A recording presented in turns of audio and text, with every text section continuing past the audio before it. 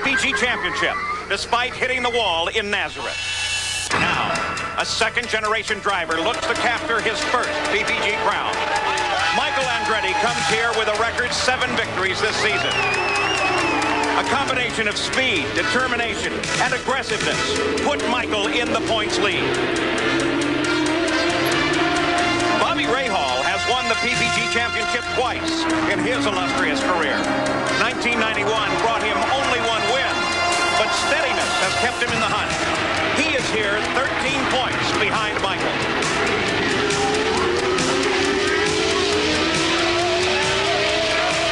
Al Unser Jr. has tasted victory twice this season, but he needs a win here today to stay in the fight. His hard-charging style makes him an ever-present threat.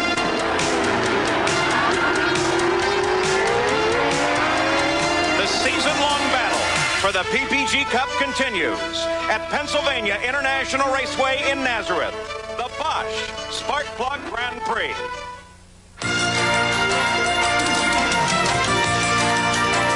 ESPN, the world's leader in motorsports coverage, presents Speed World. Nazareth, Pennsylvania, a blustery fall day at Pennsylvania International Raceway. Hello and welcome. I'm Paul Page, and the championship fight for the PPG Cup continues here today, but it could be a day in which a dream comes true for Michael Andretti. Yesterday, he celebrated his birthday. He's 29. He's dreamed all of his life about winning the IndyCar Championship. He is the only man of the 3 in the points fight who could wrap it up today.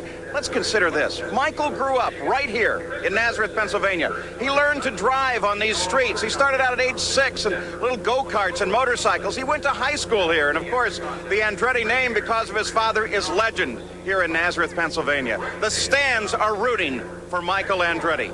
He is the only one of the 3 that can wrap up the championship. But what of the other 2? Let's go down trackside and take a closer look at this championship fight with Gary Gerald. Paul, it's really amazing when you consider that early in this season, Michael Andretti was as far down as 17th in the point standings. But with all of the wins and all of the poles and all of the track records this year, he now has a 13-point lead over Bobby Rahal. Michael Andretti, uncharacteristically, despite all those records this year, starts inside row 3 today. He's back in the pack. He's not with the front runners. And the primary contender, Bobby Rahal, starts in front of him. He's inside in row number 2. Now, Rahal and the team aren't conceding a thing. They don't say it's desperation time yet, but in reality, if he doesn't win, or at least finish in the top 3 today, any hopes of derailing and slowing the momentum of what seems to be the Andretti Championship Express would go right out the window prior to Laguna Seca. Incidentally, his teammate, Al Unser Jr., still mathematically alive. He starts in row 5. Now, in the front row, let's check with our colleague, Jan Beekes. Well, Gary, Emerson Fittipaldi and Rick Mears may be mathematically eliminated from the championship, but they're going after this race. This is a Roger Penske racetrack, and here on the front row, the 2 Penske cars occupy those positions. Rick Mears also has completed a sweep. In 5 IndyCar races this year on ovals, Rick Mears has swept the pole position in all of them. But keep in mind, he is the leading money winner here at Nazareth, but he's yet to win this one. So the championship and the race itself, 2 distinctly different battles, but the challenge is the same. This track at Nazareth, Derek. This is a very unusual 1-mile tri-oval. It's been called in the past a left-handed road course because of the elevation changes and the braking areas into these unusual corners. Willie T. Reeves actually said it was like racing in a high-speed cave. But the real key to this racetrack is the highlighted area here, exiting turn 2 and the downhill run into the braking area at turn 3. This is where most of the passing and action will take place during the afternoon. But the key to the race is traffic.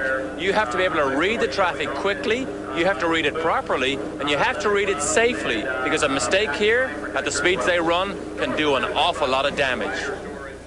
So the IndyCar season is winding down. The championship undecided. Only 2 races yet to go, though the championship could certainly be decided today. We're ready to run at Nazareth, Pennsylvania International Raceway, and we are ready to start engines. Gentlemen, start your engines.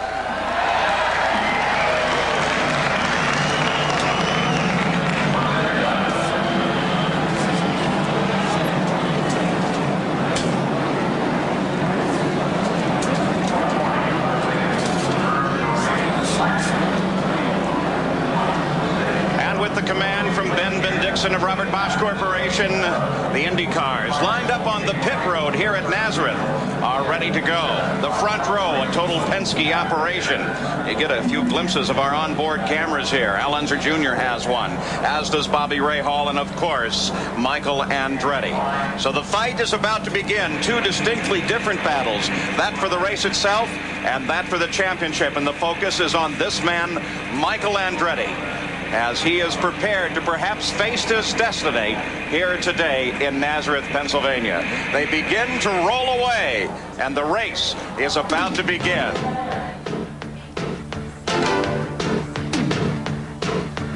So as all the cars roll away, we're ready to run at Nazareth. From Nazareth, Pennsylvania, now here's the starting grid, brought to you by the Die Hard battery, with more power when you need it most. On the pole, it's Rick Mears, who earned his 6th pole this year with a new track record. And Emerson Fittipaldi outside, going for his 3rd win in a row here at Nazareth. The second row, Bobby Rahal, clinging to title hopes, but he hasn't won on a mile oval since 1984. And Mario Andretti, who won back here in 1969, when this was a dirt track. In the 3rd row, Michael Andretti. He's won 7 of the last 11 IndyCar races. And John Andretti, giving the Andretti's family 3 of the top 6 starting positions. Then Scott Pruitt, his best start here on an oval this year. And Scott Brayton, his 5th top 10 start this season. In the 5th row, it's Al Unser Jr., the defending PPG Cup champion, and Danny Sullivan, who won here in his championship season of 1988. In the 6th row, Arie Luyendyk, winner of the Phoenix Mile in April, and Eddie Cheever, who finished 6th in last year's race here as a rookie. And we take a look down through the remainder of this starting field. Paul Tracy is back in the cockpit and ready to go racing. A.J. Foyt with 33 wins on mile tracks, the winningest miler in all of IndyCar racing. And there's the rest of this starting field as the cars are lined up now behind the PPG pace car, and we are ready to run. Should be a fantastic afternoon, actually watching 3 different battles: the battle for the race itself, the battle for the championship, and the battle to get into the Marlboro Challenge. The weather conditions, cloudy, nice cool temperatures, and we're just hoping that the rains stay away, though the last check up and down the pits was they'd all checked with the different pilots that they know in the area, and they said, I think we're going to get a nice, quiet race in with regard to weather. Looking back from Bobby Rahal's car, what's on the line today? Well, 200 laps around this circuit. We're expecting the first pit stops to come between the 65th and the 70th lap. Of course, that could change depending on the yellow flag conditions. And Emerson Fittipaldi, who starts on the outside of the front row, is the defending champion here today. In the final practice session, Paul Tracy, interestingly enough, was the fastest car in the final warm-up. And now the field aligned. Rick Mears, the pole sitter, as they bunch up very tightly at the front of the field, coming off the final turn and taking a look at Nick Fenoro on the start-finish line. The green flag comes out. Bobby Rahal comes in to challenge, but he gets forced back as Fittipaldi drops into 2nd place, and we've got trouble. Scott Pruitt gets into the wall, as does Danny Sullivan. There's another car there. Derek. Big crash here at turn 1. This is the thing everybody fears. It is so fast. This is a normally taken flat out. Danny Sullivan got taken into that accident, no fault of his own, and Scott Goodyear, we see him also wrapped up with Brayton and Scott Pruitt. Just exactly what you suggested. Such a tight little track. Let's go back and take a look at this situation as it developed. Now what's back in the pack? Watch Scott Brayton. It doesn't happen there, but look at Pruitt. Loses control, gets the car sideways. Now he's going to back out of our picture. Now he's going to collect Scott Brayton. That's it. See Brayton. Oh, he can't squeeze through. Bang! Lifts Pruitt's car off the road. And look at the rest of the cars. All tangled up. No fault of theirs. Gathers in Danny Sullivan and Scott Goodyear. Tony Bettenhausen climbed hard on the brakes to get away from that. Danny Sullivan was involved in it, and he's with Gary Gerald right now. And Paulie pulls the earplugs out as the helmet comes off. Boy, this is the toughest way to start any race. What happened, Danny? Well, basically, something just happened up in front. First, I guess Scott spun. I had somebody down the inside, so I couldn't avoid to go there, stood on the brakes, and he backed into the wall. Then Scott Brayton hit him, and then I plowed into him, and Scott plowed into me. Well, I'm glad you're all right, and I'm glad you're able to smile. I am, too. Crazy way to start a race. All right, he goes away. Here comes Scott Pruitt. Scott Brayton is right here as well. Let me bring our camera over here if we have an opportunity. Here's Scott Brayton, and we can get a word from him. Scott? Well, it just Scott got loose. I got a little loose coming off of 3 there, and so I was being cautious. And I was high because Al Jr. got inside me, and Scott lost it. And I thought that maybe he'd stay down because I was on the outside, and he started to come over, and I didn't have anywhere to go. And unfortunately, we hit. I'm sorry, it's that kind of a start. Yeah, Thank you. Difficult day. Paul? So this that quickly, not 300 yards down the track, and this is the situation that resulted. And Derek Daly, we can look at this whole thing again. It started right on the green flag, and this is on board with Allenser Jr. Now the left side of the picture is where we see the incident begin to happen. That's Scott Pruitt right ahead of Al Jr.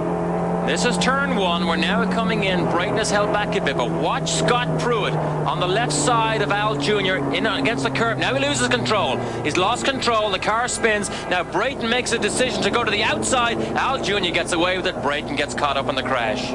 You know, it's almost as if little Al anticipated that as we watch it here. Now look at Pruitt's left wheels go over the white line. Maybe that lost him that critical grip on the inside of the car, but he loses control. Now remember, Brayton said he decided to go to the outside right here. That's it, can't avoid it, locks the wheels, it's all over. Thankfully, the speeds weren't up to full speed at that point, or it could have been much worse. Let's go now down to the pits again. Here's Jan Beekes. Scott, we saw the trouble you got into. What caused the spin? Well, it looked like, you know, somebody got under binders in front of me, and I slowed down. I got hit from the rear and got turned sideways. And once you get sideways there, there's nothing really else to do. And, you know, it's really tough because everybody on the Budweiser team, they've been working so hard, and we've been coming on better and better this season. But, you know, it's just a tough way into the day. So they try and complete the cleanup down just off of turn 1 as the PPG pace car with Gordon Johncock at the wheel is already out and collected up the field. 3rd year in a row that this event has been punctuated with an opening lap crash. Rick Mears, of course, as the pole sitter leads. Doing the cleanup here at Nazareth, of course, the field is circulating under the yellow flag. We have an opportunity now to look at it again from an angle you've already seen, and thinking about what Scott Pruitt said about someone getting on the brakes in front of him, Derek. Well, he tries to get down inside John Andretti. Now, it's hard for us to tell that they got on the brakes there. This is normally a flat-out corner, but Pruitt just loses control on the inside, and then you can see where Brayton, Danny Sullivan, and Scott Goodyear, my word, man, how you can get dragged into an accident when you're on the outside line, the clean line, minding your own business, and suddenly your day is over. What may, in fact, you see as we look, this is back from Bobby Rahal. Look at Michael, as Michael in this championship fight came right up and closed on Rahal, and it looks like Michael may have been on the binders there. Well, that's an interesting shot here we see. Michael comes right up behind. You see, he actually swerved away to the outside of Rahal to avoid him, and that's right at the instant that Scott Pruitt began to lose control. So maybe Pruitt had to dab the brakes, and that's what put the car out of control. All right, so they continue the cleanup now of the Brayton car out there. Let's go back to the pits and Jan Beekes. Thanks, Paul. In here in the Bobby Rahal, just speaking with Barry Green, there's been a position change on the track. You'll notice that Michael Andretti is ahead of Bobby Rahal. They've had some talks with the CART officials as to why that happened. Bobby said he slowed down for the yellow, but yet Michael's now in front of him. They're still trying to sort this one out here, and let's go down to Gary Gerald, who may have more on that. Well, here's the other principal in that unfortunate start of this race, Scott Goodyear. Great disappointment, obviously, and it appears that it was one of those chain reaction type incidents.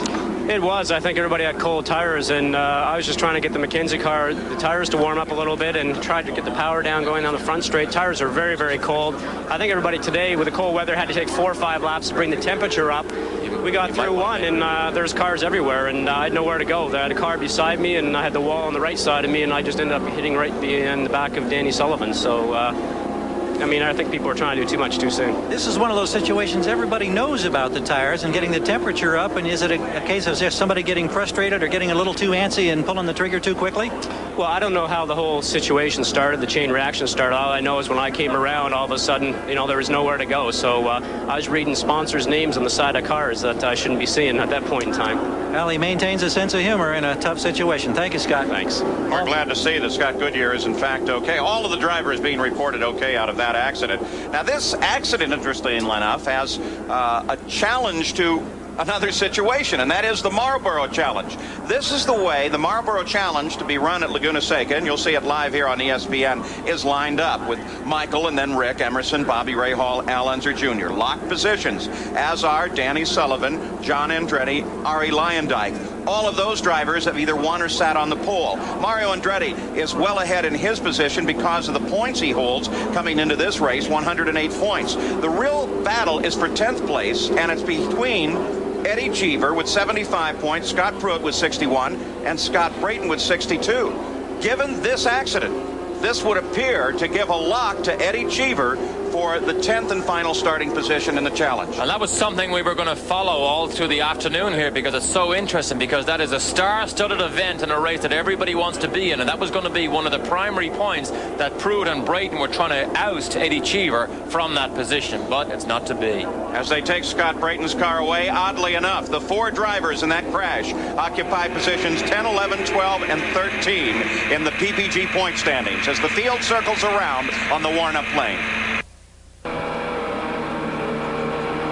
An unusual view, if you consider it. This is the view back from Bobby Rahall's car to John Andretti, but you notice there's grass. Well, there was for a moment on both sides. That's because they're using the warm-up lane here at Nazareth, which was designed, interestingly enough, by the leader of the race at this moment, Rick Mears. And he designed it after his accident at Saint Air Speedway in Saint-Pie, Canada, because he thought that if there was a separate lane, there's a very good view of it over Michael's shoulder, was inside and away from the racing surface, then it would be safer to warm up on. But it also has helped, not just today, but in the past, getting them past accidents. What's interesting, Derek, we're not running a mile now. That's right. So they're actually, the laps are clicking off here as if they are a full mile, but they're not. So they're really saving a lot of fuel. But fuel has never been a major problem here at Nazareth. But you know, you mentioned the warm-up lane. It is a critical safety factor they have built in here, because oval tracks, the speed is so high when the quick cars are running fast and online, that when you have a slower car exit the pit lane on oval tracks, he has nowhere to go to warm his car up except be on the inside, which is where the quick boys like to run, sometimes on ovals. So you see how advantageous this warm-up lane can be when they're really running hard during practice. 10 laps are in the record book of the 200-lap distance here, all of them, of course, under yellow. But for Rick Mears, it's the first time that he has led the opening lap on a 1-mile oval since Milwaukee, the Milwaukee 200 in 1989. Now, let us consider for a moment Michael Andretti once again. He's really at the top of his game, a chance to wrap up the championship, and for him, a good week, because they're talking about an offer from Ferrari to drive Formula One. So we had an opportunity to talk with Michael. We asked him about those discussions with Ferrari. I guess there still is a slight possibility. You know, there are some things going with Ferrari, but as you know, I have my contract here, and I really wouldn't do it unless everybody was happy in the deal. And you know, I feel that I do have a moral obligation to Carl Haas and Newman Haas team, and you know, it's up to them to make it happen with Ferrari if they can. Michael has 3 separate major goals in his life. One can be realized today, the championship. Another is an Indianapolis 500 crown. And the third is a Formula One ride and a Formula One crown. His owner, Carl Haas. Now, I haven't talked to Carl, but the indication is that Carl is willing to hold a discussion with Ferrari if they want to buy Michael's contract from him. Michael, of course, can't freely express everything that he feels in that, because he is, in fact, under contract to Carl. That's right, but I had a little discussion with him yesterday, and when I asked the question, there was a little glint in his eye that says he would, I think, like to seriously discuss a Ferrari contract. I would love to see him go over there to Ferrari, because I really think he can represent American racing to such a high degree, and also, particularly if he wins the championship, I think it would be a great boost to American racing and world racing and Formula One to have a real star from this series go over there and mix it, and I really believe he could mix it very quickly with the big boys over there. Wouldn't be too bad to see the Andretti named twice in the World Championship roster as world champion as well. Pace car is off. The green flag now flies at the start-finish line, and Rick Mears leads them down to the first turn as race action resumes on lap 13 with the green flag. Fittipaldi drops into second place, chasing Rick right now. Penske organization at the top of the field. Michael sits in that fourth position right behind his father, Mario. Mario comes to the inside and gets past Emerson Fittipaldi. But look how wide he comes off the corner. That'll cost him. Can he hold it on the backstretch? And it takes Emerson a couple of laps to warm these tires up, because now look at Michael. This is what we mentioned in the opening. This is turn 2. If you can come fast out of 2, there's a downhill run to that braking area for turn 3, and Michael goes around the outside of Emerson. So now Michael comes around Emerson Fittipaldi, and Bobby Rahal, along with John Andretti, closes up behind Fittipaldi as well. It would seem to me that it's more than just a warm-up situation here. Let's watch Rahal, because for some reason Emerson is having trouble warming those tires, getting this car to run hard enough right after that yellow flag situation. So Rahal is now about to fill the mirrors of Fittipaldi. Rahal comes to the inside of Fittipaldi, but Fittipaldi gets into the corner just a bit faster. On board, Bobby Rahal, Fittipaldi just ahead. Things happen so fast here at Nazareth. Remember, 20 seconds or thereabout every time they go into the same corner, so you hardly have time to breathe. Here we are in turn 2 again. 16 laps into the record book. Fittipaldi still being chased by Bobby Rahal. John Andretti content to lie back just a little bit and watch this battle. So at the top of the order, it's Rick Mears, then Mario, then Michael. Michael Andretti certainly in a position to try and clinch the championship, but Rahal very close behind him and still very much in the fight, as Michael tries to find some racing room to the outside of his father. Oh, he took a very wide line through turn 2. He got a good run off Mario under his rear wing, gets a nice draft, pulls out, but look what happens when you don't make the pass. You suddenly lose 6 or 7 car lengths. Report comes now from Fittipaldi's Penske pit, and that is that indeed tire temperature was a very serious problem for Fittipaldi. They say nothing else. That may have indicated, in fact, that they're up to operating temperature now, and it's going to be all right. That's right. Things have settled down a bit. We now see the gap between him and Michael just about stable. Rahal not able to make any advances on Fittipaldi, so everything is up to operating temperature. But it's interesting. Penske's have done so much testing here, and yet Fittipaldi, who really wasn't that comfortable, we see him, Rick, go by a back marker here. Emerson really was not that comfortable after their test session here. Michael Andretti won the inaugural race here at Nazareth. The crowd went nuts then. Can you imagine how they'll feel if he wraps up a championship here today? Speaking of tire temperatures, cold tires, we have a situation here that is not dissimilar from the one we had 2 weeks ago at Elkhart Lake, Wisconsin. And that is, and there's Michael. I thought he had him. I really thought he was going to get his dad there. At Elkhart Lake, we had 2 days of warm weather, and then the temperatures dropped, and that was in part, many people feel, to blame for the situation that happened there with Rick Mears, where he had 2 tires go down. The Penske organization has confirmed that was totally a product of suspension. As we watch Mario Andretti closing right in on Rick Mears and making a shot for the lead. Boy, he pulled her right down on top of the curve on that one. And Mario Andretti continues in second, and Michael is right there. We've had the same situation here. 2 relatively warm days, now temperatures in the 50s, and that could be exactly what explains Emerson Fittipaldi's tire stick problem there as they came back to the green flag. That's right, and in the opening we mentioned traffic. Traffic can be a critical situation and a problem here. That's exactly what we saw happen to Rick Mears. They were lapping some back markers. Rick got caught just for a couple of seconds, and immediately Mario and Michael were all over the back of his car. Now look, Rick now has 3 or 4 car lengths, but Michael is so anxious to try and get past his dad. So at Pennsylvania International Raceway, Mario Andretti in second place, being chased by his son Michael. Rick Mears is the leader of this race. He started on the pole in record time. Here is the fight, not just for the race, for second place, but for the championship. Michael Andretti has to run just as hard as he can. He would really love to wrap this championship up today.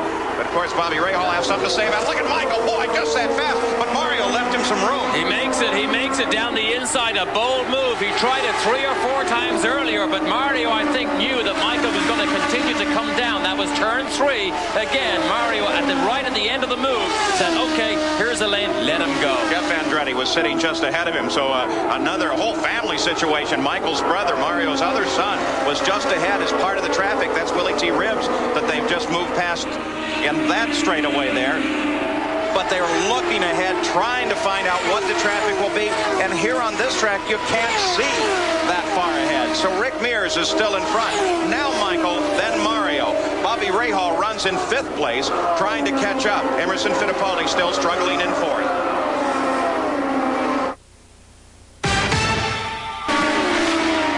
is the leader as he crosses over, completing the 31st lap of the 200-lap run here. He has been the leader right from the start, but of course an accident involving 4 cars on the start has affected the average speed somewhat. It's at 90 miles an hour now, but it should come up. At the top of the order, Mears, Michael Andretti is second, then Mario, then Emerson Fittipaldi in fourth, Bobby Rahal fifth, John Andretti is sixth, Al Unser Jr. seventh, Arie Luyendyk eighth, ninth is Paul Tracy, and A.J. Foyt runs in 10th place. Now, Rick Mears is a master of these short tracks, an absolute master on an oval. Part of that is the skill in knowing how to get through traffic. We asked Rick Mears about traffic, especially here at Nazareth, and how it poses a problem for a front runner. At the start of the race, you run into traffic very quick, and there's a lot of variation in speeds, between cars. So you're having to continuously deal with traffic here, and that's a very important part. And a lot of times it boils down to who gets the brakes in traffic. It's like going to work one day and every light you come to is red instead of green. There's days everyone you come to is green. Well, there's races like that where I've had all green lights when I get to traffic, and there's races I've had all red. So it's a matter of what kind of day it is. Well, Rick, let me explain traffic to you. Michael Andretti just that quickly, again taking the advantage of the traffic. Rick had to breathe it just a little bit, and that's when Michael struck. The face of the racing at Nazareth changes so quickly as soon as you get on traffic. Now remember, when you roll out of the throttle just a little bit, you don't just lose time right there. The length of the next straight, in fact, you lose all your momentum, and Michael just absolutely capitalized on Rick having to back off slightly, and in a slingshot move, absolutely sliced by him.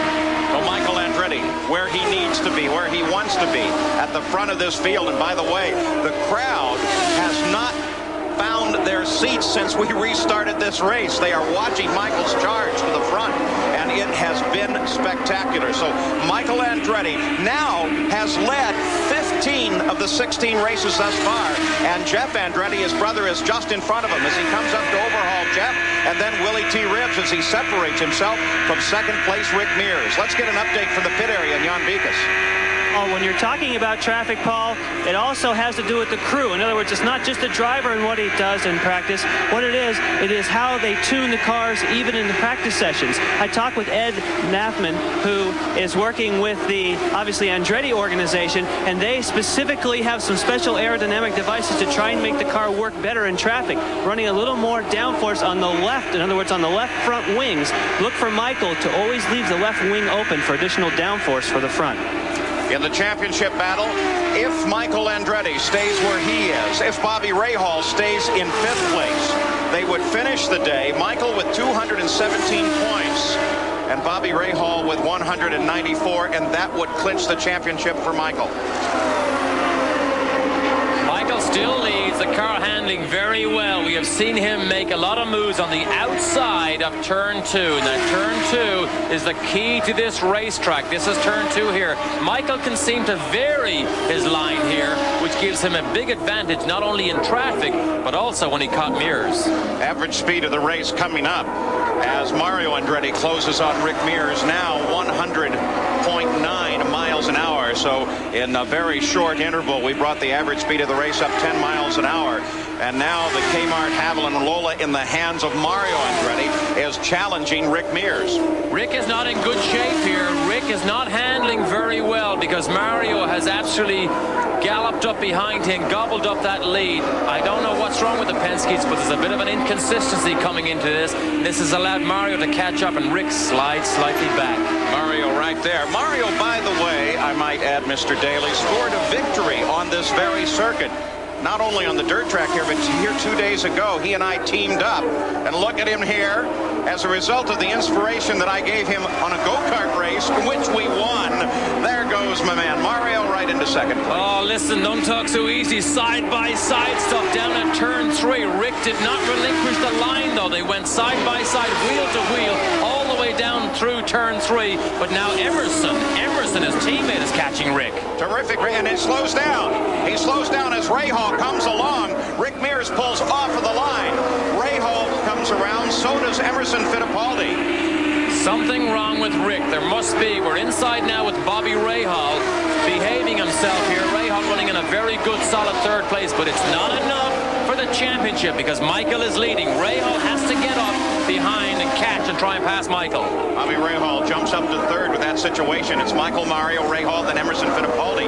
And Mears back to fifth place, but now seems to be back running at full chat. In the Penske pits, well, discussion underway. Nigel Bennett, designer of the Penske cars, as well as Roger Penske.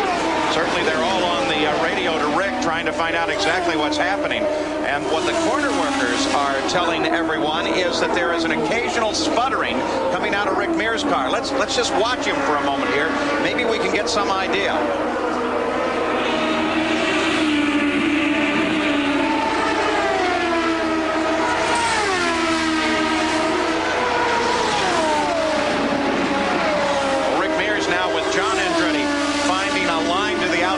Trying to maneuver his way past Rick. Perhaps Gary Gerald can give us an update on Rick's situation. Well, Paul, just as that was happening, we were checking with Richard Buck, the chief mechanic for this car, and he said, we're trying to play it cool. We're concerned about staying out of traffic. Then the engine misfire was reported. Now they're getting ready here for the possibility of having Mears come in. And, of course, you start with the electronics, and generally you start with the engine management system, the black box. That's the first thing you replace. We don't know if he's going to be brought in immediately. Obviously, if that problem continues, they'll have to bring him in. Well, you saw Rick's chief mechanic, Richard Buck, there in conversation with other members of the crew. No doubt planning out exactly how they will attack the car when it comes in, because this most certainly is not a routine situation for Rick Mears. And that engine not sounding well. Roger Penske normally is in extensive radio conversation with Rick Mears. He monitors that car. Michael Andretti, well, he's at the front of the field. Mario Andretti in second place. Bobby Rahal with the maneuver, and Willie T. Ribbs against the wall. Willie T. Ribbs. Who was the man that you mentioned found this a very difficult track? Willie told me it's like racing inside a high-speed cave. Little fire there at the back. Originally would be the turbocharger. The oil there, would leak out and light up and give you the orange flame. But with the tire and bodywork there, while it's not a danger to Willie, that fire could grow. But there is the safety team right on location, ready to help Willie out of the car. And he releases the brakes very wisely. Kept his foot on the brakes, keeping the car up against the wall. Let's go to the pits and Jan Beekes. Andretti is taking advantage of the yellow flag here. These teams know that on this track that's so difficult to overtake that this is where the race can be won or lost. We see some adjustments done to the front wings. Michael Andretti's out of here. Whoa. 12.8 seconds and Michael Andretti back into the action. Gary Gerald's down further in the pits. Boy, traffic jam here, Paul. We've got Fittipaldi on one side, Mears on another, Unser, Rahal all in. Paul Tracy gets out of the Penske pits first. Ryan Dyke goes by. Mears goes out. There's Fittipaldi. Oh, boy. So with that yellow coming on the 51st lap, early, considering what the original projected window was, earlier still if you consider the early long yellow session. But the leader decided to come in, and you generally have to follow him in. And a lot of changes on this pit stop, a lot of changes. Some people got very fast pit stops. Some people, when they couldn't pass on the racetrack, they actually got the job done in the pit lane. Now Rick Mears, as they clean up Willie Ribbs' accident, is back into the pits. He made the first stop, and now he is back in as we're still under yellow. Let's go to Gary. Paul, the body work on the backside is coming off, and now they shut the engine down. So it is a serious problem. We suspect that might be the case, and as we indicated, the first thing they'll do is they'll try to make a change in the electronic system. Richard Buck has completed that change very quickly. Now the body work comes back on. Starter in position to try to refire the engine under the luxury of the yellow. But now we see the field going high. He will lose lap. He lights up the tires and gets out of here big time, but they didn't save the lap. Jerry Breon at the back of the car fired that starter up as fast as he could, but as he rolled out of the pits, it was the pace car coming by at the blend line at the end of the pit lane, and as a result of that, Rick Mears will line up at the back of the order. They continued to work on Willie T. Ribbs' car. You saw Willie T. with Dr. Terry Trammell as they walked away from the accident scene. It's obvious that Willie T. is okay.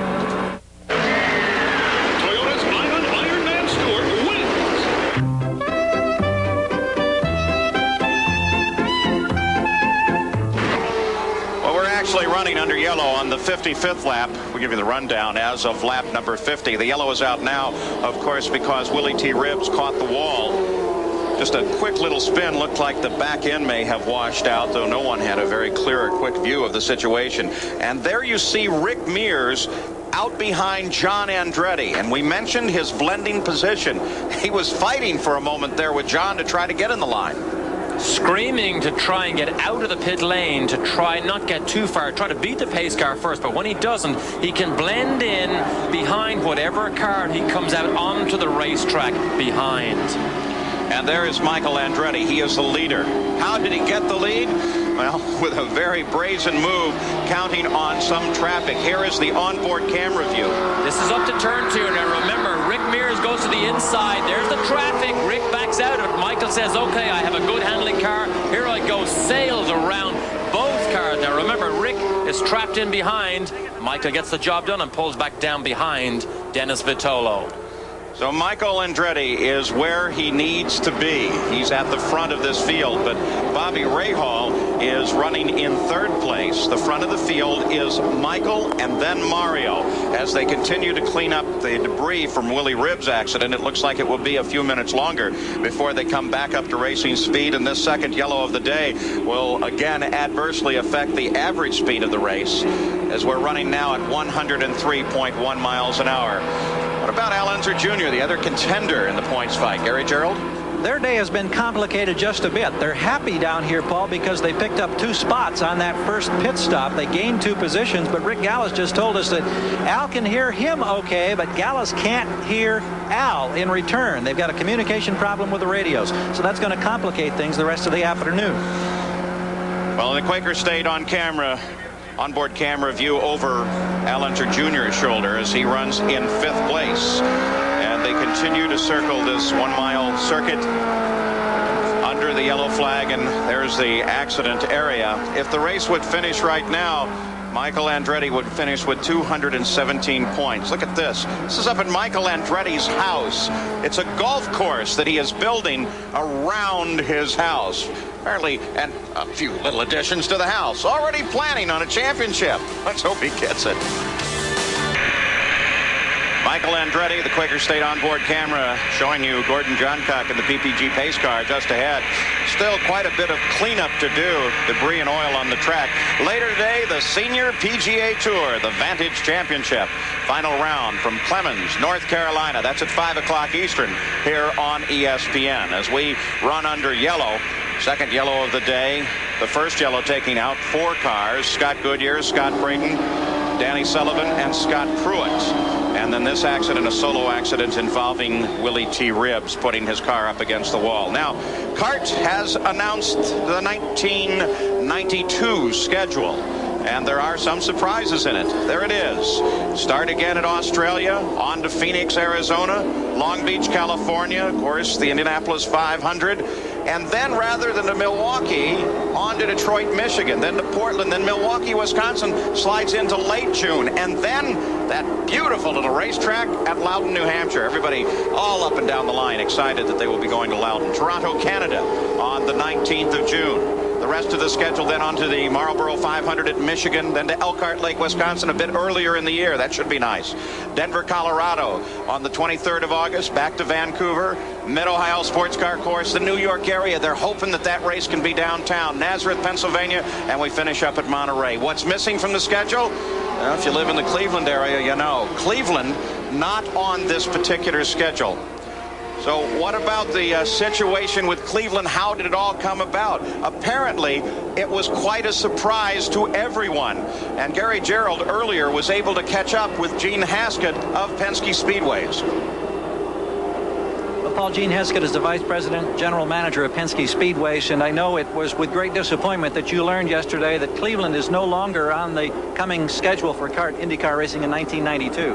It was a big disappointment and also a big surprise to us, Gary. We had no idea that it was coming, that we had no advance notice that Cleveland was not going to be a part of the schedule. We just executed a new 5-year contract with the city of Cleveland about 2 weeks ago and going forward for the next 5 years, so it was a big surprise to us. Is this a dead issue now, or is there the possibility that Cleveland could yet somehow show up on the schedule? Well, we think it's very far from a dead issue. I know I talked to Mayor Michael White last night, and the mayor and the various other civic leaders of Cleveland want very much to have this event back in Cleveland. And we think there's a strong possibility in looking at the CART schedule. I know it was announced, but there's one or two venues on there that has the possibility of maybe not occurring. And either we get our date back or maybe fill one of those other voids. We'll watch and listen with interest. Thank you. Thank you, Gary.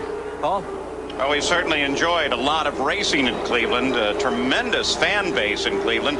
I think maybe what Gene says may be true. There's still some uncertainty in that schedule for next year, and it'd be nice if Cleveland could get back on it. On the other hand, as was pointed out to me yesterday, not too far from Cleveland to the Mid-Ohio Sports Car Course, so it's not like the city of Cleveland is totally losing IndyCar racing directly. And it's so very difficult with the season being what it is and these extremely high-tech machines to put together a schedule that accounts for all the markets that are interested in IndyCar racing and still give the teams an opportunity to get them back, get them repaired, and get them ready to run. We are still under yellow with Michael and Mario Andretti leading in their hometown. 63 laps are complete. At Nazareth, Pennsylvania, Michael Andretti leads the field around behind the PPG pace car. His dad, Mario, is in second place. Bobby Rahal, still trying to hold on to a chance for an IndyCar championship, has moved from fifth up to third in the past few moments prior to the yellow. Ari Leyendijk, with a brilliant run here today, is in fourth place. And Al Unser Jr., still in the points fight as well, runs in fifth place right now. 66 laps are into the record book. We still run under the yellow. That for the most part, the area where Willie T. Ribbs got into the wall is somewhat clean. But now I'm wondering, as we come back to green for the second time, are tire temperatures again going to be an issue, Derek? Again, they're back in the same situation. Under yellow flag conditions, the cars run extremely slowly and lose that temperature. But remember earlier, we mentioned changes of position in the pit lane. I think Leyendijk and Al Jr. took full advantage of that. Pace comes up, the pace car is off. Look at Bobby Rahal as he makes a move to the inside, coming back to the green flag, and jumps Mario Andretti, picking up second place. I can't believe Rahal pulled off that move on Mario. It was an excellent restart. Remember, you can race as soon as the green light goes on. So when Michael goes by, the green light's on. Look at Rick now. Well, he's on the move. Apparently that motor's working fine as he comes down inside John Andretti. But John Andretti isn't going to let go of it. John is right there alongside. Oh, there it goes. Rick Mears jumps past John Andretti, so whatever the problem was, for the moment it appears to be fixed. This is good. We saw Penske's take the top off that car. I presume they replaced one of the electronic boxes, and the car is back up to full steam. That's Mario right ahead of him. That's always the hope, of course, is that whatever it is going to be able to be replaced by the electronics on the car. Now remember, though, Rick Mears did go a full lap down, so even with that battle that he was fighting, he's running down in 8th place. Oh, now look at this. Rahal really has the bit between his teeth. He is absolutely all over Michael Andretti. So Rahal, for some reason, after the pit stop, he might have made a change to the car. Now look at this. Close it right up behind him. This is turn 2. The Quaker State onboard camera, Bobby Rahal closing behind Michael Andretti in a fight for the lead, a fight for the championship. And of course, if it would end right now, Michael Andretti would have 217 points, maintaining the lead in points. But Bobby Rahal would be at 200, and there are 22 points available in the final race of the season at Laguna Seca, California. Now let's go down to the pits and get an update from Gary Gerald. Paul, checking with the crew, what they did was they replaced the trigger in one of the electronic mechanisms during that quick stop when they had to peel the cowling off. It's thumbs up down here now, and obviously Rick's back under full throttle on the racetrack. Question is, can he get the lap back? Well, at least they were able to find something wonderfully simple to repair and take advantage of that opportunity. And luckily, it was a yellow flag situation they were able to take opportunity of, because at 22nd laps, you can lose a lap or two so easily here. Luckily, Mears did not lose that amount. What about the second place runner, Bobby Rahal? Here's Jan Beekes. Thanks, Paul. Well, Derek was talking about they must have made a change on the car. In fact, they did. But Barry Green said a very minor change. He said just a little bit of tire pressures. But wow, what a difference that's making on the racetrack. Shows a little change down here. Bobby Rahal really has the bit between his teeth. And in the run on this last lap, Michael Andretti has established yet another record. As of of the 73rd lap. He has led 824 laps this year, which surpasses Rick Mears' single-season record of 823 set back in 1982. Talk about a championship charge. The dominant driver this year, but who has had failures that have not plagued Rahal. Michael either wins or doesn't do very well. Rahal has just been consistently in the fight with only one win. And we mentioned it before, Michael is an all-or-nothing driver, but when he finally put that consistency, that consistent pattern together with his all-or-nothing style, suddenly all the points began to mount up. This is his brother Jeff, now that he's going to try and pass. Jeff could figure into the fight. Rahal is certainly there and ready to attack. Michael Andretti to the outside. Amazing moves here on the outside. Considering cooler air temperatures, Michael's car must be working incredibly well. Working incredibly well, and that is the major key to success racing here, to have your car handling well, particularly at turn 2, because the slower guys usually go down to the inside because it's the safest way to get through the corner. It leaves you no option but to go around the outside. Michael can do that.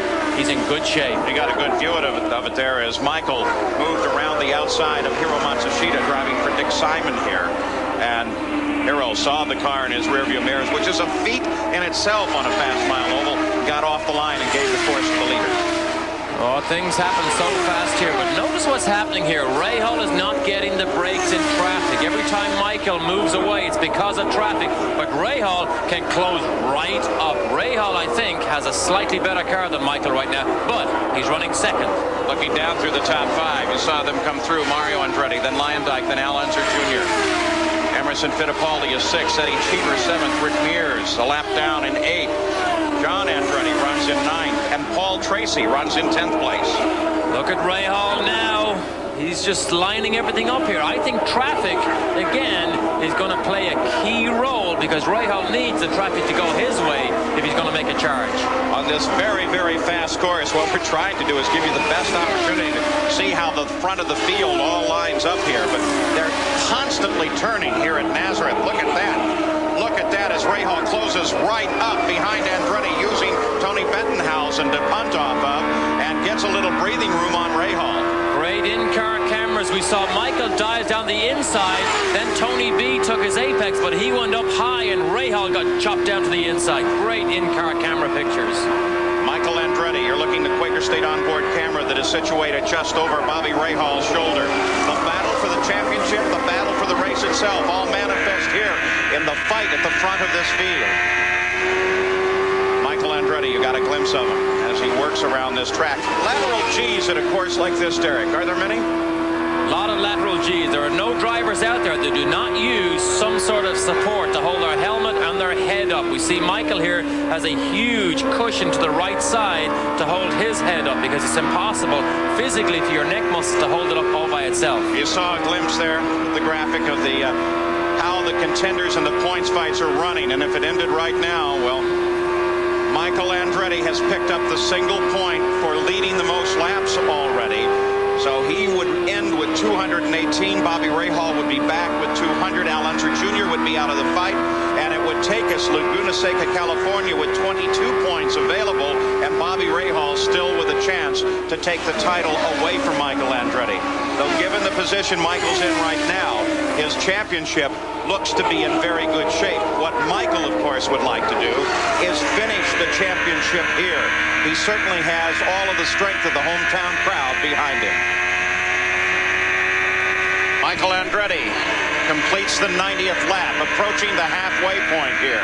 But his nemesis, Bobby Rahal, is just behind him.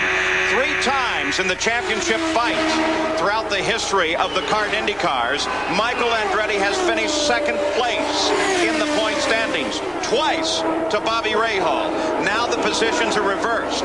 Michael Andretti would certainly hope that not only can he maintain this position, but that Rahal wouldn't be able to maintain 2nd. Rahal needs to hang on to that 2nd place because he wants the championship to go to Laguna. You were wondering about A.J. Foyt. There's number 14. There he is.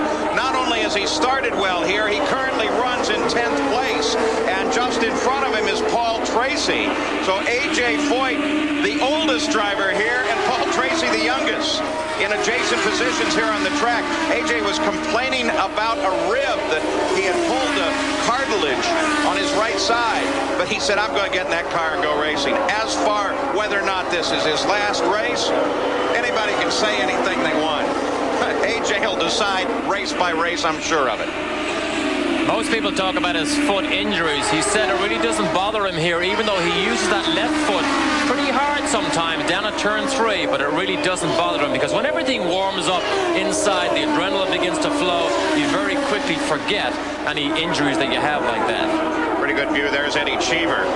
He runs currently in 8th place, making that conversion over the past couple of years over from Formula 1 to the Indy cars quite well, and no doubt on the verge of his first victory. And he has been watching along with his team owner, Chip Ganassi. There was a test at Elkhart Lake, Wisconsin by this team, the Newman-Haas organization, where Mario Andretti, not Michael, but Mario, tested the new Cosworth engine. And Derek, the reports were pretty sound. The reports were good. I mean, the fact that it ran 200 miles trouble-free in its first test was a very good sign, because when you test an engine, it's consistency and mileage testing that you want to get overall before you actually go for ultimate speed. They're definitely showing interest in that team, or in that engine, and we're just going to have to wait and see what decision Carl Haas makes. No announcement yet. Speculation has been that Newman-Haas Racing will use Cosworth engines next year. And also, Chip Ganassi has expressed a lot of interests. No new information on the new Ilmore engine, except that maybe a suggestion that it will carry a Buick nameplate on it might be a little premature. Bobby Rahal chasing down Michael Andretti. Michael has stretched out all of a 1.3-second lead, but that's the largest distance he's had in the lead thus far today. And at a place like Nazareth, that is a huge lead because things happen so fast here. What we're watching in the top of our screen here also is Bobby Rahal is about to have his mirrors filled with Michael's dad because Mario is on a charge. Mario, without question, closing on Rahal. Ari Leyendyk is 4th. You're looking back from Bobby Rahal, and that is Mario. The lens doesn't really do total justice to the position. Mario, in reality, is right there, this Quaker State onboard camera, as it looks backward from Bobby Rahal. And you can see Mario, that's turn 3. This is where we said all the action happens. You see Mario closes up, then begin to slide up the banking. Turn 3, the critical turn here as Michael Andretti screams across the line, completing the halfway distance in this race. So should anything happen now in one more lap, it will be an official race. And when I say anything happen, the possibility of rain, you saw at the start of our broadcast here that it was a 70% chance of rain. It doesn't look like that possibility really exists now. Seems to be clearing.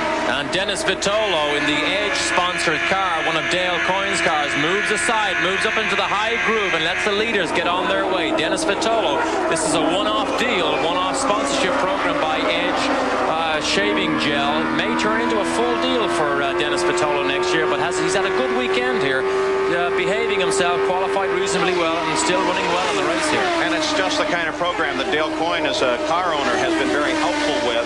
And just having that opportunity where you can go get your hands on a car, help a sponsor out, is the kind of thing that attracts new interest in the sport. Dennis, by the way, has also been trying to race unlimited hydroplane. Well, that's right. That may be part of the program, but one of the things that they got involved with this promotion was they went to 14 different drug emporium stores here, dragged the car around, showed it to everybody, and really got great exposure for Edge. But look at this with the traffic. Bobby Rahal now closes the interval. He was 1.3 seconds just a few laps ago. As they came across the line the last time, he was only 4/10 behind. And look at him now.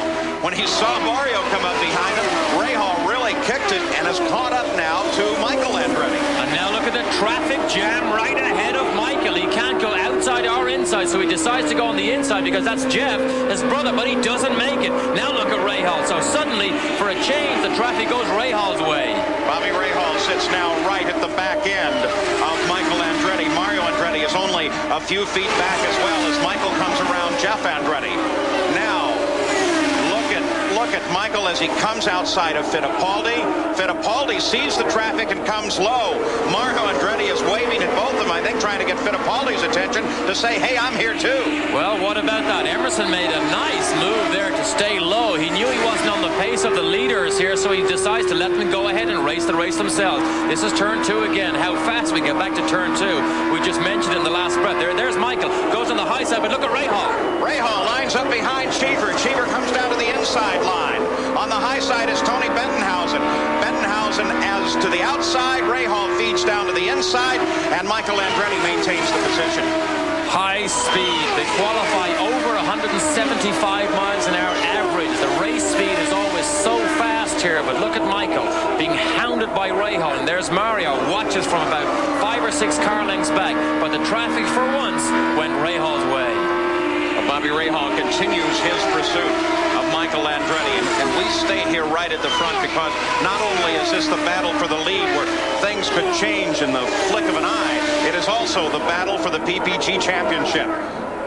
As Rahal's still right there, you get a little flash occasionally off the rear wings at the corners of these cars. There you see it on Rahal's car. That's a vortice that's a product of not only the wind turbulence generated at the corner of the wing and the swirling effect of the wind, but it's also the fact that it's very humid here. Rahal circles outside and still tries to find position, but here is Mario. Mario's right up behind Rahal. Rahal had to back off at turn 2. He couldn't get by John Jones as cleanly as Michael did, and Mario takes advantage, draws up about 4 or 5 car lengths.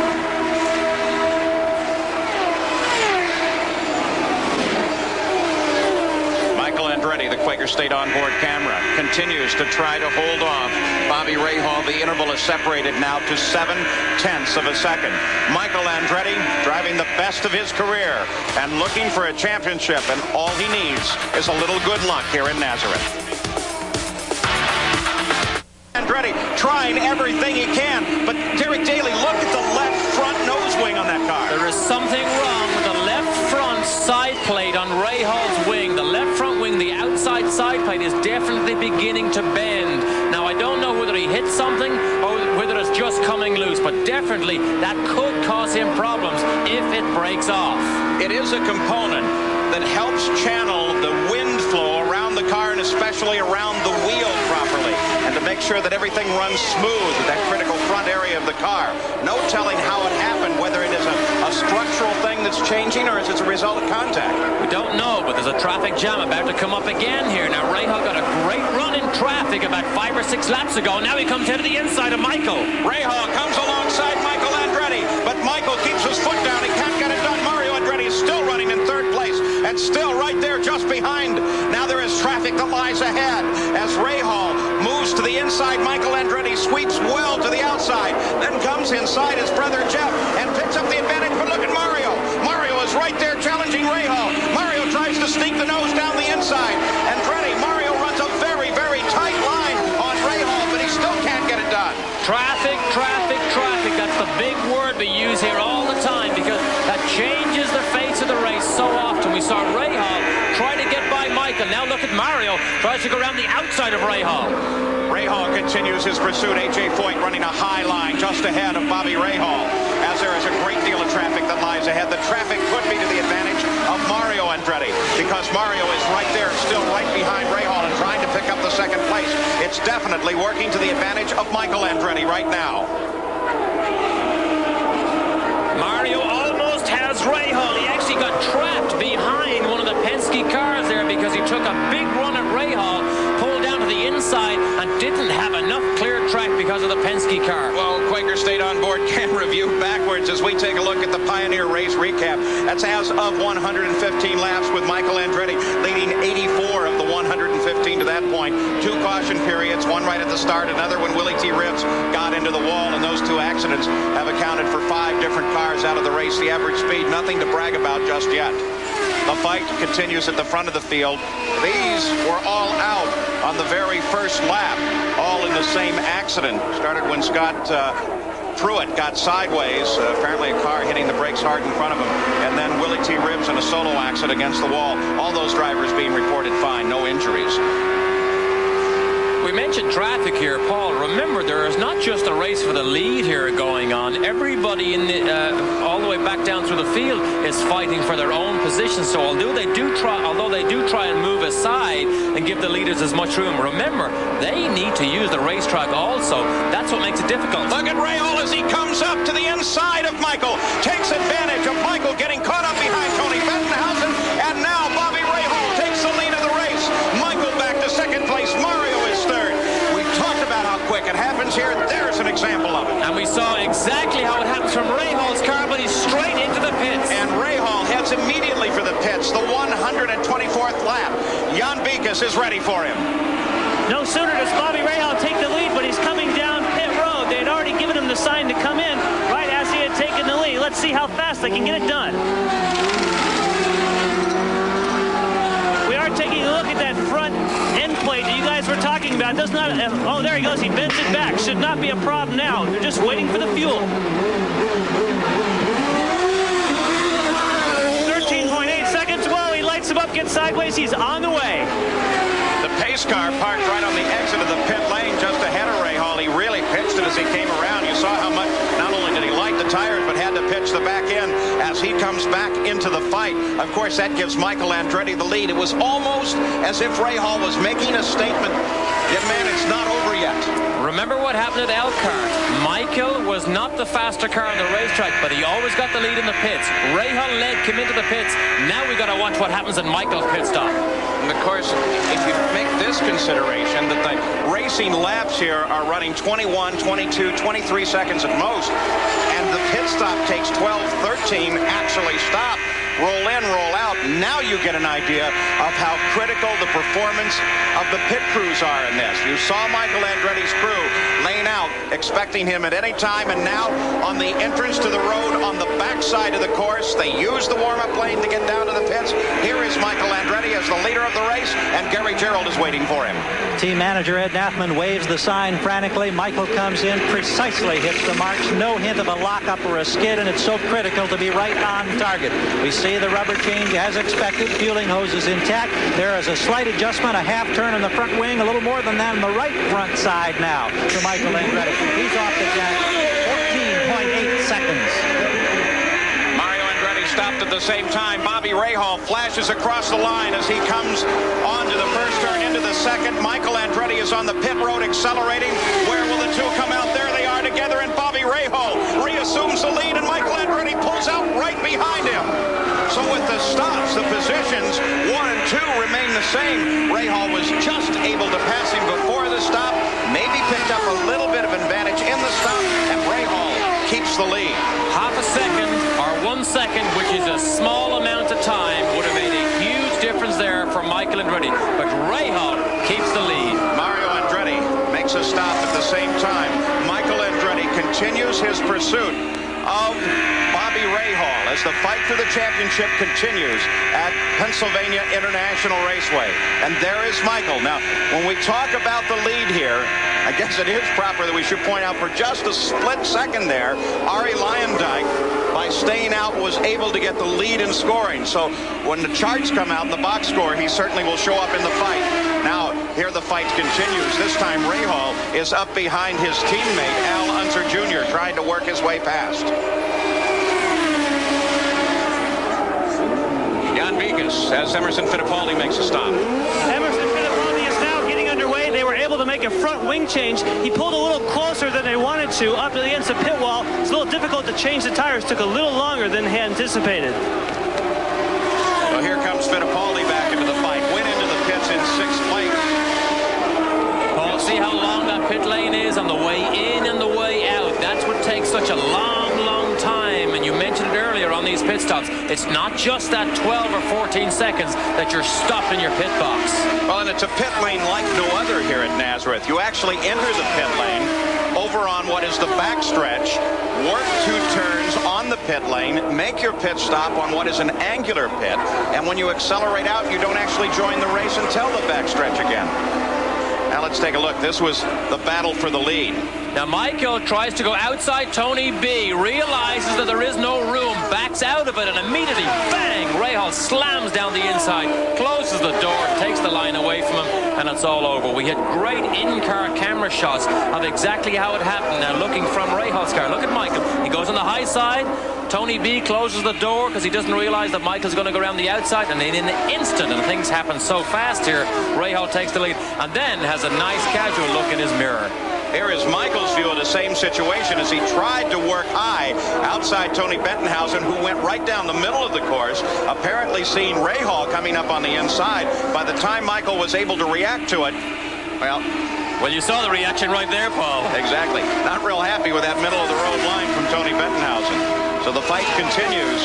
For the moment, it's Bobby Rahal that is out in front as he continues a brilliant drive to protect his position in the championship points. But Michael Andretti is still very much there, and the battle does continue. 137 miles complete.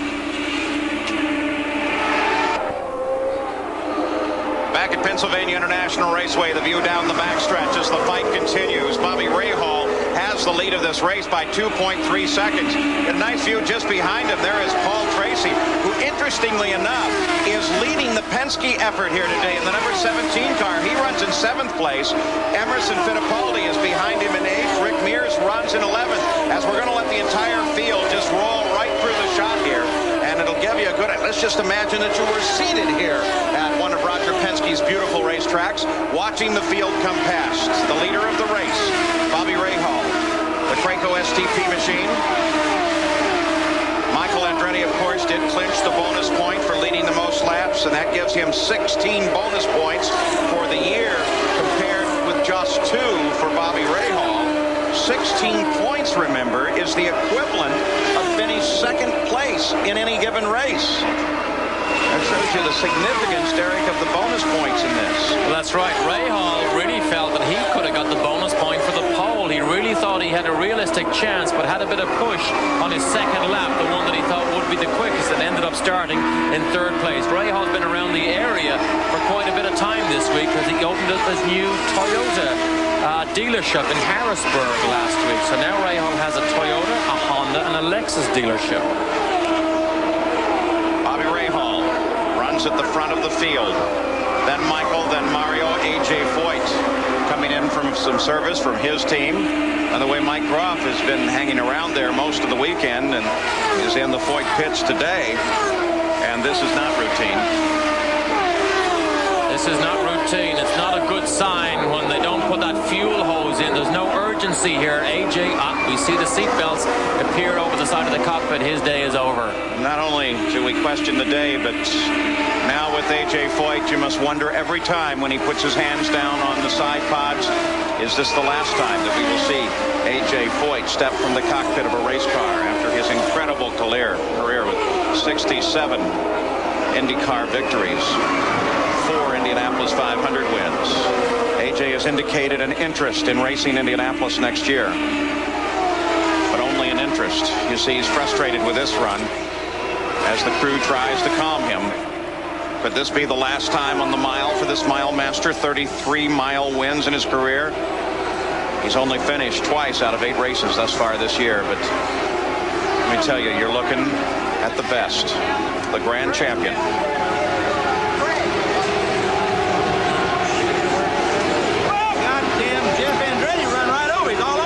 Damn track.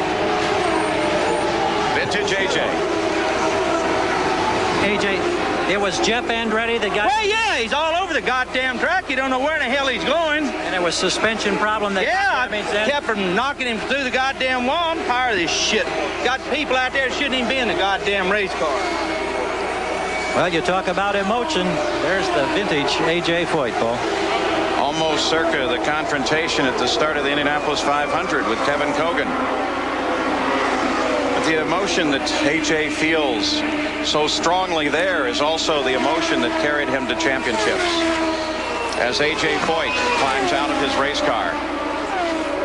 Bobby Rahal back at the front of the field. Michael Andretti still second. Mario Andretti is third.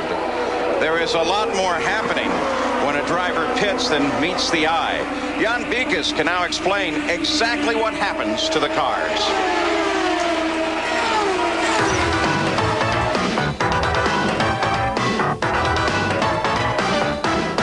This Track Fact is brought to you by Quaker State. The Big Q is one tough motor oil. Now, here's Jan Beekes. An IndyCar race is often won or lost here in the pits. It's not just how fast the crew changes the tires or fills it up with fuel. It's often that one minor adjustment made to the chassis that can make the difference. It takes about 14 seconds to fill this Indy car up with the 40 gallons of methanol that it holds, but only 10 seconds to change the tires, leaving 4 seconds left over for the crew to make chassis adjustments. Now let's say the track got slippery and the car started to push. The front tires were sliding. A front tire changer could reach up here and make this wing adjustment, which would put more angle into the front wing, pushing the front wings down and curing those tires from sliding. Now at the back of the car, let's say the car was loose. The rear of the car was sliding around. We can make an adjustment back up here by flipping this tab up and changing what's called a wicker bill. This is a quick release system that was pioneered by the Penske organization, allowing you to slide in a thicker tab here, putting more downforce in the back of the car. Now, Derek Walker was a member of that Penske organization. He now owns this car that Willie T. Ribbs drives. This adjustment right here could save you 0.2 of a second per lap. But let's say it takes you 2 seconds to make the adjustment. That could, in the 60-lap period between pit stops, add up to 12 seconds of savings on the racetrack. It's tough enough to take you 250,000 miles. Tough enough to take you from Akron to... Under the green flag, Rick Mears just completes a stop, Jan Beekes. Rick Mears has been in and out, complaining that the car is very loose. Emerson Fittipaldi is experiencing the same problems. The Penske team is trying to think of anything. This is his 4th pit stop to try and cure that looseness, Paul. As Rick Mears comes back up to speed, he, by the way, along with Willie T. Ribbs, will be having dinner with the Vice President at Blair House in Washington tomorrow. You didn't get your invitation. Excuse me, I didn't get my invitation, but I'd like to make a comment about Rick's handling condition. A loose race car is the worst handling condition you could have on a high-speed oval like we have today. Running through the entire field at the conclusion of 150 laps. Now, we are on the 164th lap, as again, we can just sit and enjoy the entire field coming through. You see John Andretti with a very wide line, and Eddie Cheever trying to handle up Tony Bettenhausen. Fittipaldi running very wide as well. The car's out of the race on the first lap accident. Caused, according to Scott Pruitt, when somebody slammed the brakes in front of him. Might have been Michael Andretti. And Scott Pruitt got sideways, and everyone else ran into Scott. That was right after the green flag. And then Willie T. Ribbs in an accident all by himself. Of course, he is still developing his skills on an oval, as is apparently, according to Mr. Foyt, Jeff Andretti. But, you know, the reality is... Mr. Foyt, are you afraid of him? You bet. I'll tell you what, he's taught a few people some things over the years, but I learned some new words that I never heard in Ireland. The situation, though, is that you have to learn the miles somewhere. You have the Indy Lights Series, which gives you an opportunity to do it, but still, is that anything like an IndyCar, Derek? Well, it is nothing like an IndyCar. Now, remember also, you're racing with some of the top racing drivers in the world who don't have time for you to move out of their way sometimes. So, you know, they make room. They make room whatever way they can. But remember, this whole afternoon has been dominated by traffic. You have to read it carefully, properly, and safely. Sometimes that always doesn't happen. You know, I can remember a Derek Daly just over from Formula One at Phoenix, Arizona. We were sitting in a tent together listening to other drivers, most notably, I believe, Kevin Kogan. And you talking about, you were saying, what's it going to be like on this mile? European drivers and the European racing community in general have no idea really what oval track racing is all about. It is so fast and so exciting, but you have to experience it and see it on a regular basis to really appreciate it. I would love to see a good oval track run in Europe. No contact at the front of the field. Bobby Rahal runs alone in the lead. Michael Andretti is second. Rahal trying to overhaul Ari Luyendyk right now, who is the 4th place car. You may have gotten a hint there of Rahal from time to time trying to gesture to Ari to, I think, get his attention, let him know where he is. They both come alongside Tony Bettenhausen. Ari Luyendyk, of course, would like to keep Rahal from coming around. The battle continues to be at the front of the field, and there is the Mears car back in the pits again. A long day for Rick. Not a good day. Look, they're down looking at the back of that car. He still obviously has a loose condition. Now, what they do, that when they change tires, they will make adjustments to those tires, maybe a smaller amount of stagger on the rear, or change the tire pressures, which helps the car to push. It obviously was not enough. Let's go down to Jan Beekes. Paul, as we mentioned, he's having a severe loose condition. They are now actually changing the corner weights on the car. You can see him working on the front suspension. We're trying to get a look here right next to, now they're actually changing the toe. I'm sorry, now I can get a better view at it. They're actually changing the toe angle. Maybe Derek can tell us a little bit more about what that does out on the racetrack. When they change the toe, these cars basically run with the front wheels at a towed out angle. Now, if the car turns in too fast, which is what Rick has, they actually take away some of that toe. Now the front wheel will point straight ahead. The car does not turn in as fast, which actually helps that loose condition. Now, Rick Mears still gets dinner tomorrow with the vice president. Fellow Hoosier Page doesn't. Yesterday, it was Michael's birthday. We had a little party for him here at the track, hoping to celebrate a championship today. At the front of the field, with about a 10-second lead over Michael Andretti, is Bobby Rahal, looking for his second win of the season and an opportunity to stay in the battle for championship points and for what may be his third PPG Cup championship. At the moment, if the race were to end right now, Michael Andretti would have 214 points. Bobby Rahal, the leader of the race, would have 204. And so without question, the race resolves in Laguna Seca, California. And Rahal cannot get past Ari Leyendijk. So Leyendijk has obviously got his car running extremely well, which must be because Michael Andretti is not catching Rahal, but Rahal cannot find a way past Leyendijk. Leyendijk has obviously turned the wick up a little bit. 20 laps to go. Next time they flash across the start-finish line. Average speed of the race coming up now to 129.7 miles an hour. Not near the record of 148.5 miles an hour set by Danny Sullivan here in 1988. Twice championships have been wrapped up here at Nazareth before. Emerson Fittipaldi concluded his championship run here. And of course, last year Al Unser Jr., despite smacking the wall mid-race and badly damaging his car, and in fact a trip to the hospital, wrapped up his championship here. Well, if the race remains the way it is now, we have only a battle for the race itself. The championship will go on to the final race of the season at Laguna. And Rahal is in control here. He cannot pass Leyendijk. That really is not his big concern. Remember, on the radio and also on his pit board, the only information he wants to know is where is Michael. And as long as Michael is still far behind, now he's only 8 seconds behind, Rahal still is not concerned about Leyendijk, as long as he can control where Michael is. So Bobby Rahal continues to run in the lead. Michael Andretti stays in second place. A sad note to report to you today. Last night at El Cajon Speedway in California, USAC midget driver Kara Hendrick was fatally injured. 22-year-old Hendrick has just set a new track record for full midgets. She was also a close personal friend of many IndyCar and ARS drivers. Bobby Rahal continues the lead. He stretched it out just a bit despite his battle with Ari Leyendijk. Now 14.2 seconds ahead of the second place Michael Andretti. And here comes Vitolo, who made a very quick turn into the pits. Quite a sudden and abrupt turn. As Vitolo rolls down the pit lane, the car appeared silent as he made that turn in. And he's rolling, so we hope that he can actually clear that pit lane entrance and actually make it all the way to his pit. But I'm not sure he can get that far. So Rahal, Michael, then Mario, then Ari Leyendijk, then Al Unser Jr., Eddie Cheever, and Paul Tracy. And John Jones moves over to let Rahal get down the inside. John Jones having a bit of a lonely day here because, remember, he does have the Buick engine. It's the normally asked for, the stock block Buick engine, which doesn't have the power of these other Chevrolets. So he's had a lonely day, but he is putting mileage under his belt. Doesn't have the power given the balance that they have created here in kart racing. Indianapolis Motor Speedway, you're still looking at the Buick being a very powerful plant.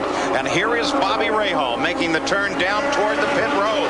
Rahal here in the closing laps of the race, what should be the last stop of the day. Michael Andretti has yet to stop. Jan Beekes waits for him. Bobby Rahal brings it down. They have 12 gallons of fuel in the tank, but they only need to put 8 into Rahal's car. It won't take very much time. They went ahead. They took all 12 gallons of fuel, so they make stop. Boy, it's great to see a race, though, where fuel is not the issue. As Rahal accelerates, look at him, he got around Vitolo, just what you were talking about, Derek Daly. Had to drop a wheel off. That could have been a very precarious situation as Rahal comes up and comes to the line just as fast as he can. Slides in behind Fittipaldi and Luyendyk. Fittipaldi moves to the inside, and Rahal comes back up to speed. Now Michael Andretti, the leader of the race. Mario Andretti second. Rahal dropped back into fourth place as a result of that stop. But of course, Michael will have to stop as well. Well, a sudden turn of events here. Rahal makes the stop, gets a quick splash, then he has to go through that chicane that Dennis Vitolo has created on the warm-up lane, which is also the pit exit, but on another unusual turn of events. Let's get a further update on Rick Mears, Jan Vikas. Rick on pole today, but a lot of problems. Yeah, something I think was going away in the rear suspension. We don't know yet until we get it back and pull it apart and take a look at it. But the car just got looser and looser all day long. You know, we'd make changes to try to take it out, and it'd be, you know, it'd help it for a little bit, and then it'd just go right back again. And each time it got worse. So there at the end, it was going so slow. It was in everybody's way, I felt like, and it was still loose. So we just... Thanks. All right, thank you. Michael Andretti now pulls his car onto pit road as he makes his stop. What will happen relative to the rest of the lead of the race? Gary Gerald's there. He needs and will get 3 gallons. He has the luxury of 3 extra laps. He's out quicker, 4.2 seconds for Michael Andretti. Can he get the lead from Rahal? Mario Andretti, who was running behind him, comes into the pits as well. He accelerates on that special lane, comes onto the grass, jumps across around Vitolo's car. That should be a legal move, though, because of the blocking car. My word, how did he get away with stuff like that? You can get the car so sideways. We saw him kick that grass up. Remember, he didn't know Dennis Vitolo was in that exit lane. And that is just like turning across ice, isn't it? He was lucky to get away with that. That was why he didn't try and pull the car back down to the warm-up lane of the pit exit. He just shot straight across onto the racetrack. And here is the fight for the lead with the stops. Arie Luyendyk picks up the lead. Rahal is right behind him in second place. Michael slid into third place now with just 3 laps to go in the run. Does Luyendyk have to make a pit stop? Suddenly he comes into the picture. He's only got 3 laps to go. Arie Luyendyk looking for yet another win this season. Can he do it? Here is a car that has been troubled throughout the season in the Granatelli team, not with the financial support they would have liked. And Arie Luyendyk very suddenly moves from being a third, fourth place car into being a definite contender, if not a potential winner in this race. Here's Gary Gerald. And here's the gamble, Paul. Remember how pit stops work to their advantage at Phoenix on the mile? They're going for it. No stop plan for Luyendyk. And the emotion here is suddenly electric in the Luyendyk pit. And they have no choice now. The white flag signifying 1 more lap to go has been shown to Arie Luyendyk. Just behind him is Rahal. Running in second place, Michael Andretti is third. But Arie Luyendyk continues to pour on the power. And Arie Luyendyk takes the checkered flag in the final laps here at Nazareth.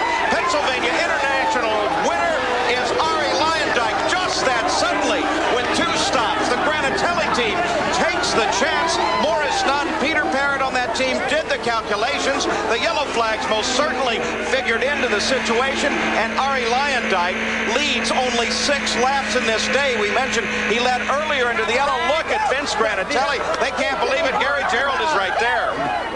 Vince Granatelli, whose call was it to stay out, and how big a gamble was it?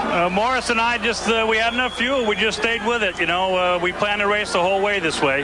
Terrific job. You did it at Phoenix. You come back and you get one unexpectedly to everybody here. Well, we had our system last time. We finished 9th at one race, 5th the next, and we won it, and the same thing happened here. Terrific job. Thank you. Paul? Just 6 laps he leads in this race. That accounts to a little over 3 minutes of the race led by Arie Luyendyk. But the lap that mattered, the final, the 200th lap, and Arie Luyendyk takes the win. Arie Luyendyk has taken the win, just congratulated by Vince Granatelli, and Gary Gerald is right there. Well, Arie Luyendyk has come out of here, and my, how dramatically this race changed in the final laps. Yeah. You've got to take your hat off to that crew. Mo Nunn, Vince Granatelli. It was a gutsy call. Well, I'll tell you, I didn't think I was in such a good position. I knew we might catch up a position or 2 at the end with fuel, because we were very marginal on fuel. But we just made it, of course, and I really owe this one to the crew qualifying. We had a bit of a problem, and you know, the car was handling beautiful today, and Vince and the guys, Morrison and everybody did a great job. Well, you did such a terrific job of keeping it on the lead lap because Rahal was creating the pressure right behind you, and had you lost that lap, there's no way then you could have ended up here. Well, I knew that, and of course, as you saw, I didn't give him any room at all, and I didn't, I kind of blocked him, but that's the name of the game. And of course, that didn't help the fuel situation, having to run that hard and use up more fuel. Well, I didn't really run any harder. I just ran more defensive, I think. And in traffic, I picked my way through, which I think was very important. The first car to get through the traffic can usually, ahead of time, make a little bit of a planning, and I think that's where Rahal sometimes lost out. Career win number 3, number 2 on the year. A lot of satisfaction for Arie Luyendyk. Congratulations. Thank you. Jan Beekes? Bobby Rahal, you had the whole thing handled, and then in the end, he didn't have to make a pit stop. Did you think he had it won? Well, yeah, I was surprised. I don't know how he made it. I don't know how he made it, frankly, but he did. We beat Michael, so I guess that's a big thing. Well, you still have Laguna Seca. Well, yeah, we're still in it. We had a good race. I don't know how he did it. I thought I was lapping him there for a while, but in fact, he carved me up pretty badly a number of occasions to keep me from lapping him, and I didn't know that it's amazing he got great fuel mileage. Much better than us or Mario or Michael. Thanks, Bobby. Let's go to Gary Gerald. And Michael Andretti is out of his car, and the important thing for you, of course, is the championship. And I guess the net of all of this drama with Luyendyk and Victory Lane, you lose only 1 point. And by leading the most laps, you're going to have a 12-point lead going to Laguna Seca. I'll tell you what, I got to thank Arie for that. I'm glad their strategy paid off, and I think this was almost like a win for us, the way the day went, and I'm very happy. Competing here, we've talked about the emotion of the hometown and how badly you want this championship. Is there disappointment because you couldn't get the win in front of the hometown folks today? Well, you're always disappointed when you don't win, and it would have been nice to sew it up here, but it's going to be a dogfight next week. I think now all we got to do is finish the race in Laguna, and we'll be all right. And you've got a week to think about that whole scenario and set it up, and maybe that lifelong dream is just right around the corner. It's going to be a long, long week. Well, we wish you well in how you deal with it all, and we'll, of course, talk to you at Laguna Seca. Thanks, Gar. Congratulations, Michael. Paul? I'll tell you how long it's going to be, Michael. It's going to seem like 2 weeks because you're not going to race there until 2 weeks from now on the 20th, Sunday the 20th of October. And of course, we will have coverage not only of that event here on ESPN that will decide the championship, but also the Marlboro Challenge on Saturday the 19th. And remembering that Bobby Rahal, 4 straight years in a row from 84 through 87, won at Laguna Seca. Michael Andretti has never won there. The championship fight is still very much alive. 3 times Arie Luyendyk has won in his IndyCar career. This European-trained driver, always on ovals, Phoenix, Nazareth, and of course the Indianapolis 500-mile race. And Arie Luyendyk wins here at Pennsylvania International Raceway. Let's consider this championship looking ahead to the run in Laguna Seca, California. If Rahal would win at Laguna, Michael will need only to finish 6th or better to wrap up his first IndyCar title. That computation is done without including the bonus points. A critical moment, Derek Daly, was when Michael came running out of the pits. He really took a chance. And this pit lane is very narrow. It's a long, long left-handed turn. And Michael, remember, at that stage was trying to beat Rahal. He's the only one he thought about. But what he doesn't realize is around the corner here, Dennis Vitolo is stopped. So, boom, he takes to the grass and realizes he can't get back on the racetrack there, so just drives straight across. And remember, it's Rahal he's trying to beat, but to his surprise and amazement and our shock, it was Luyendyk who pulled the gamble off and it paid off. I think even more shocked than Michael, stunned is the word for that man, Bobby Rahal, who is really surprised at the mileage that Luyendyk got. Perhaps we can get an update on that situation now from Jan Beekes. Well, that's right, Paul. When we talked to Bobby, he said, how could he possibly make it? We're here at the fuel tank that Arie Luyendyk used to make the difference. Let's think about it for a sec. They give you fuel here for a 1-mile track. But when you check the computers of the cars, it works out to be 0.93 of a mile. That's a 7% difference. That works out to be about 8 gallons here in this fuel tank. If we look closely, there's about 15 gallons left here. They played that strategy. It gave them the victory. Now, Gary Gerald is standing by with Mario Andretti. Mario ends up in the number 5 spot. How costly in your mind was having to make that last dash to the pits for the splash, Mario? Well, it was costly, you know, obviously. I was running third at the time, and yeah, you know, it pushed me back. I lost it in the pits because of that stop. So much has been said about Michael's bid for the championship and his emotion in his hometown, watching you as a youngster and now on the threshold of his first championship. But I know that competitive fire still burns very, very bright inside Mario Andretti. You, I'm sure, thought this was a terrific opportunity to steal one and win this race today. Yeah, especially the way it was done, you know, like, you know, with Lyondike winning, he didn't figure in. He was not that quick, not that competitive, but he played the cards right, and obviously it worked for him. But again, you know, I would have loved to be able to win it here. But I think the important thing right now is Michael's championship, and he fought very hard today. Our cars were really quite good. You know, I don't think I could have asked for too much better. Just the way it went. Probably used up a little bit too much fuel in the second stint. Well, Mario, we congratulate you on a gallant effort. I know it's going to break through, and it's going to happen sometime soon. We wish you continued success. Thank you. Well, there's another Andretti who fared well today, and Jan Bikas is alongside him. And John Andretti, you had a great beginning to the race. You're running strong, but then it turned into a long day. Yeah, all of a sudden the Pennzoil cart just started like hooking, where it was trying to spin itself out through the corner, and we don't know why, but we made some changes in the pit stops, and you know, we just couldn't correct it. Hey, one of those changes that you went to make was changing that wicker bill. We actually did a feature on that, but they had a problem with it, didn't they? Yeah, it cost us a little bit of time in the pits here and a lap on the track, and you know, sometimes they get caught up in there and you can't quite get them out and in as fast as you like. So, but you know, the rest of the day it was just trying to, you know, basically not get in too many people's way and just stay off the walls. Okay, thanks. We'll look for you for the Pennzoil car in Laguna Seca. Thanks, Sean. John Andretti finishes in 9th place. Well, not quite number 1 just yet, but the possibilities are looking stronger and stronger, as Michael Andretti will simply have to finish 6th or better at Laguna Seca. This race here today won by Arie Luyendyk, Ray Hall in 2nd, Michael 3rd, then Little Al, then Mario. These, of course, are all unofficial. It'll be posted as official after a 30-minute interval at the end of the race. Cheever, Tracy, good run for Paul Tracy, Emerson Fittipaldi, John Andretti, Tony Bentonhausen. In the final standings here in the 200-mile run, Jeff Andretti, Hiro Matsushita, John Jones, good run there. Dennis Vitolo should make an impression on that new sponsor possibility. And Rick Mears, A.J. Foyt, Willie T. Ribbs, Scott Pruitt, Scott Brayton, and Danny Sullivan. Now we're from Ribbs on down in cars that fell out of the race, and Jeff Wood did not start the run here. What does that do to the points?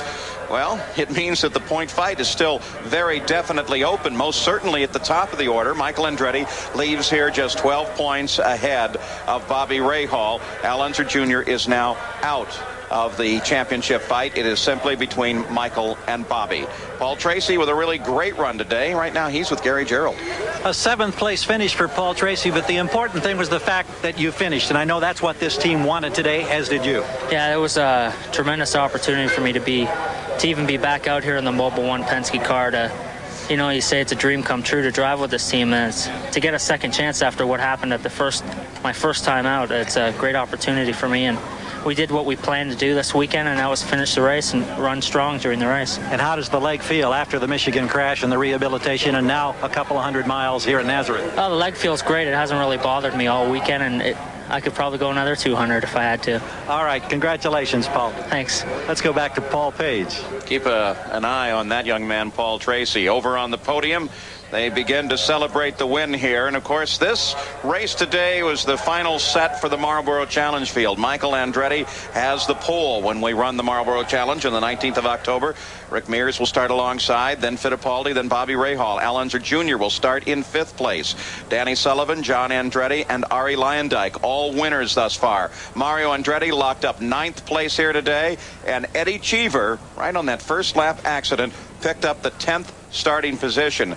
Eddie has really been driving very well this year. Wouldn't it be nice if he scored his first IndyCar victory at the richest per mile race in the world, the Marlboro Challenge, and its tremendous purse of $920,000. We'll have coverage of that here on ESPN, as well as the final run.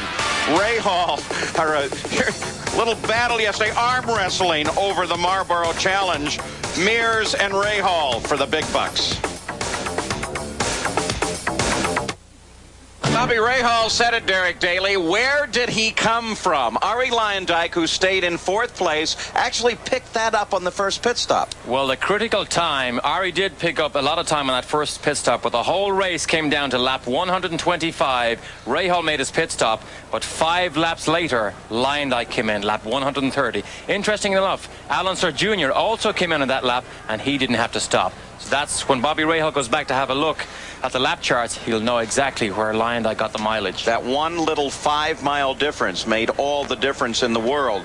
This team showed the confidence that they could run to the end, took the gamble, and it paid off. Arie Luyendyk truly not in the fight of the race until right at the end. A couple of last thoughts from 2 guys who did a whale of a job in the pits today. First, Gary Gerald.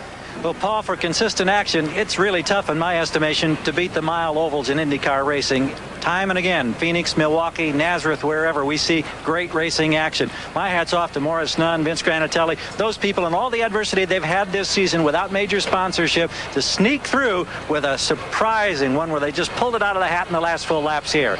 Let's go to Jan. Well, Gary, you talk about Morris Nunn. This is where he sat. This is where the difference was made. Sitting here in the Vince Granatelli pits, they made the call out onto the racetrack, decided to stay out there. It was the deciding factor. He had enough fuel. What a great day. And Jan, you better get down out of there before Morris Nunn catches you up where all his secrets are. So, Arie Luyendyk with the win. A Bosch-run car in a Bosch-sponsored race. So he certainly made the sponsors of this event happy. And I think it's made all of IndyCar racing happy because we take the championship to the very last race of the season at Laguna Seca. Paul Page for Derek Daly, Gary Gerald, and Jan Bigas. So long. We'll see you in Laguna.